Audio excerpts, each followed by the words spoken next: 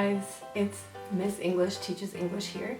I am just jumping on because I wanted to talk to you a little bit about what's been going on in the world recently. Obviously, we all know about the COVID-19 pandemic, and it's an interesting experience because we're all sort of going through the same things at the same time. And there's a lot of fear and anxiety and a lot of the unknown happening. Obviously, I'm not a medical professional. I just want everyone to stay safe and well. Now, on that note, a lot of teachers have been asked to transition to remote learning, and because of that, I wanted to give you some tips, tricks, and resources about how to best utilize this time with kids at home. So when I'm thinking about remote learning and distance learning, I'm thinking about the following things. 1, is it engaging? Does it make kids want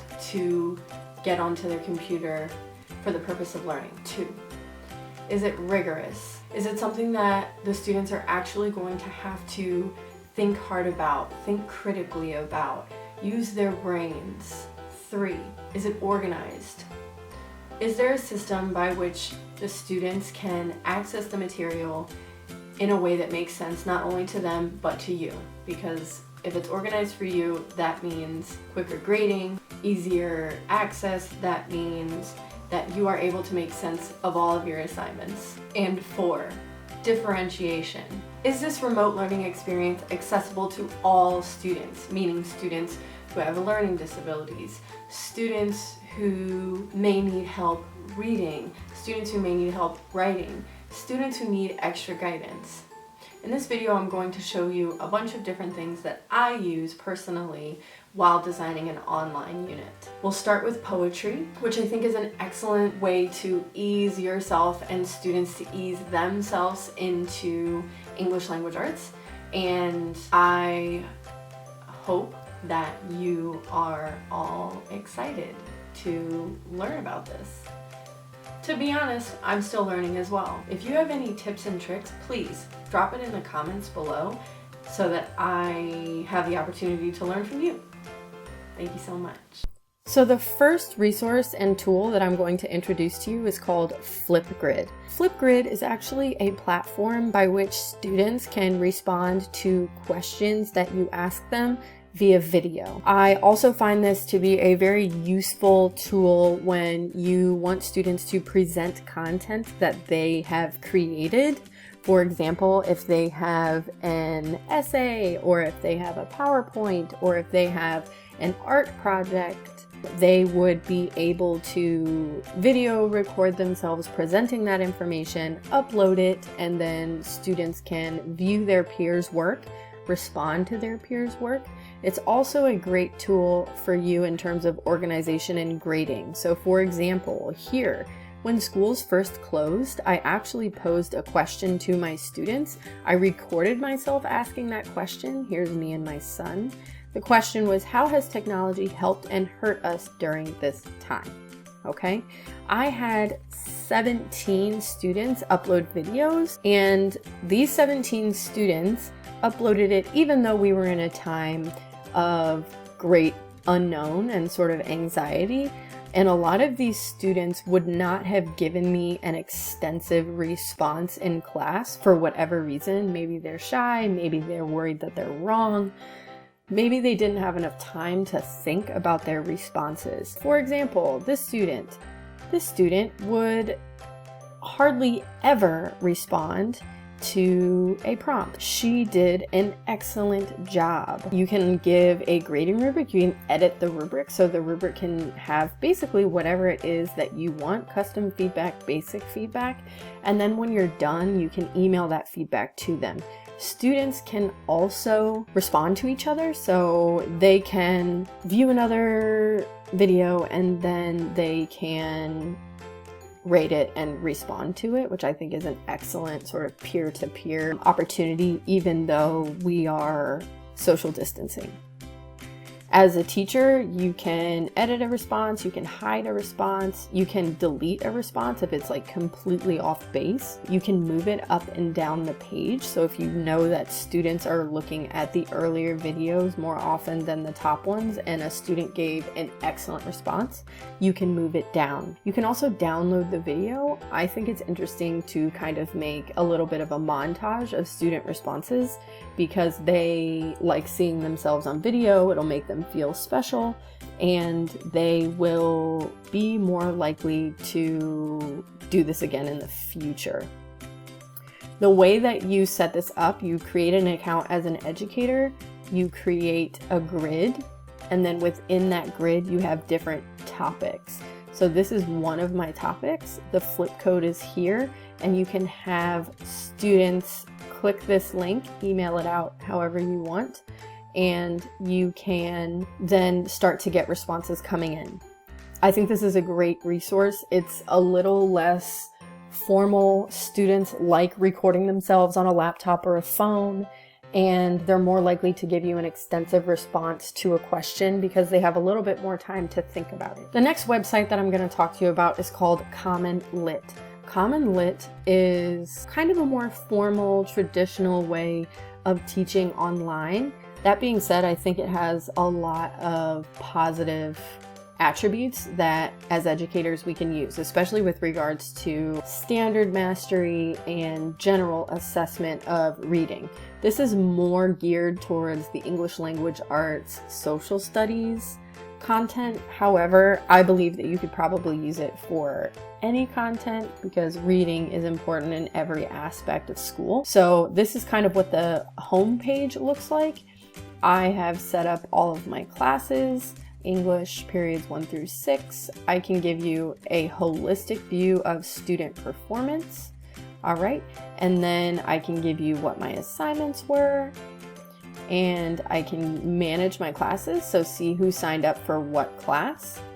They also give you notifications. So if anything is missing, I've got some grading here to do. If anything is missing, you can click on any of these and it takes you immediately to exactly what it is you need to grade. Okay. Now, the way that Common Lit works, if you're reading, let's say you're reading a book in class, I'm just going to use To Kill a Mockingbird, for example. However, there are lots of other books, obviously. Most of them are the classics, but you can search by different criteria. So I'm going to click To Kill a Mockingbird. What are some great texts that would pair with To Kill a Mockingbird? And they give you all of these different types of texts, many of which are nonfiction, some of which are fiction, and they can relate in any ways. It could be through themes, vocabulary, it could be through historical or author context. Each one of these stories has a Lexile level, it has a grade level, so you'll be able to tell whether or not it would fit your students. If you know the majority of your class is reading below grade level, you can click a story that would be just below where they're reading now. And then those texts will ask you different questions about that text that are based in the Common Core state standards. Also, there are free responses and students will be able to type out answers and you'll be able to kind of grade them based on expected responses that Common Lit actually gives you, which I think is awesome. You can also search by theme. So if you are looking at, let's just say, morality. Okay, they're going to give you a couple of texts relating to the content that we're teaching. You can also create an entire unit based solely on the grade level, right? So if you don't feel like picking out your own texts, you can actually find units that are pre-made for you. So an author study of Shel Silverstein, it lasts 1 to 2 weeks and you've kind of got it all set up there. I think this is a great tool for teachers who are completely lost and don't really feel the need or the desire or have the energy to create an entire unit from scratch. Okay. So the last site that I'm actually going to show you is Google Classroom. So many people know everything about Google Classroom already, so I'm going to try and keep this quick. Google Classroom, in my opinion, is one of the greatest tools in terms of keeping your assignments, your classes, and your grades organized. Also, whether or not your students are engaging. And it's accessible, it's Google-based, so a lot of students already know how to use the platform. I'm going to show you exactly what it is that my units are going to look like coming up. My recommendation to you would be to create a bunch of different topics, right? So I have 3 going so far.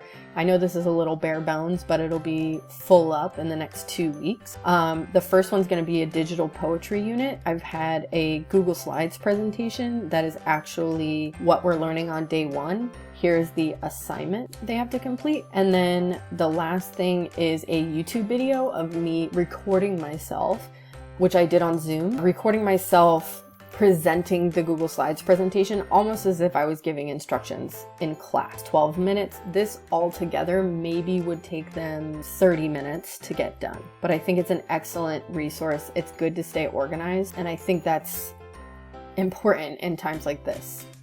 Okay, so the last thing that I'm actually going to show you how to do is to take a PDF or a worksheet that you really like and want your students to be able to use, but you need to create it in a way that makes it accessible to them on Google Classroom and doesn't change the format of the PDF, which I think a lot of us run into when we want to give students the opportunity to complete a worksheet. So I'm just going to show you really quickly. We're going to go into PowerPoint.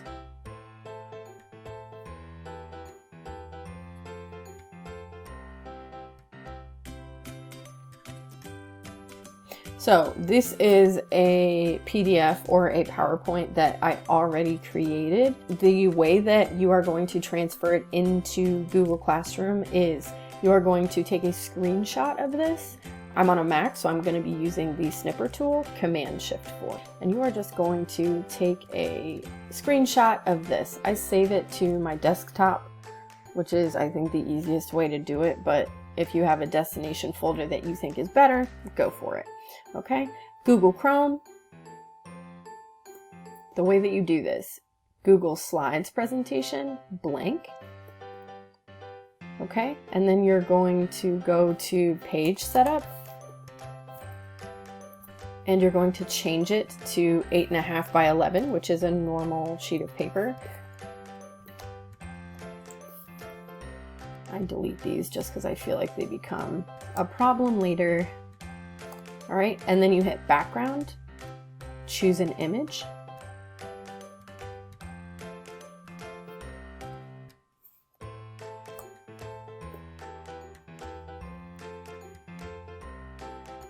There it is.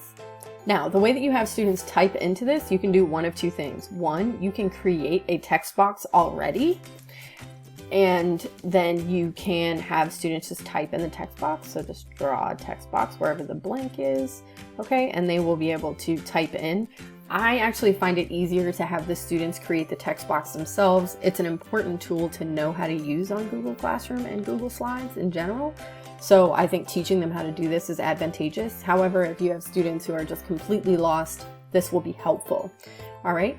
And then in your Google Classroom, you can do one of 2 things. You hit create. You can create an assignment, so something that they're going to turn into you, or you can create a material. And the material is more for things that you want students to look at, but not necessarily write on or complete as a graded piece of work. Those are the tools and tips and tricks that I think will come in handy for those of you that are completely lost right now, which was me about 6 to 8 weeks ago. I've been using Google Classroom all year, but I still think it's a really good tool. If you have any questions, please feel free to leave a comment or shoot me a message or an email. Thanks.